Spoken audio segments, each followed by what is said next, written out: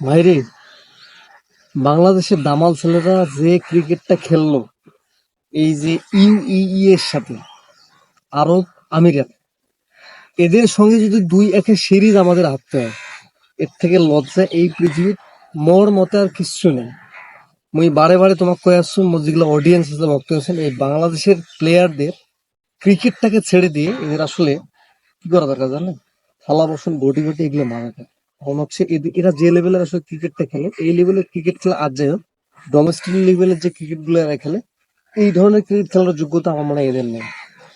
কেমন হচ্ছে একটা আরব আমিরাত এর মতো দলের সাথে যদি এরা 2-1 সিরিজ আসলে হেরে যায়, আমার মনে হয় একজন বাংলাদেশি ক্রিকেটের সাপোর্টার বা ফ্যান হিসেবে এর চেয়ে দুঃখজনক আর আমার মনে হয় কিছু নেই। এদের বেতন ভাতা সবগুলো আসলে কর্তন করা দরকার। একটা ম্যাচ যদি জিতে তাহলে কি করে, এদের বাড়ি দেয়, গাড়ি দেয়, নারী দেয়, সবে দেয়। এগুলা থেকে একটা বার ওদেরকে বের করে নিয়ে আসেন, বেতন ভাতা খাওয়া দাওয়া সবগুলো বন্ধ করে দেন, ফ্ল্যাট দেওয়া বন্ধ করে দেন, দেখবেন যে অবশ্যই এরা ভালো ক্রিকেটটা খেলে। এটা কোনো কথা হইলো ভাই? যেখানে আফগানিস্তান বাংলাদেশের পরে তারা মনে করে যে ক্রিকেটে তারা মানুষ তাদেরকে চেনা শুরু করলো, সেই আফগানিস্তান এই বাংলাদেশের চেয়ে কত ভালো গেল আপনারা চিন্তা করে দেখুন। সে জায়গায় আরব আমিরাতের সাথে তারা 2-1 নাকি সিরিজ হয়।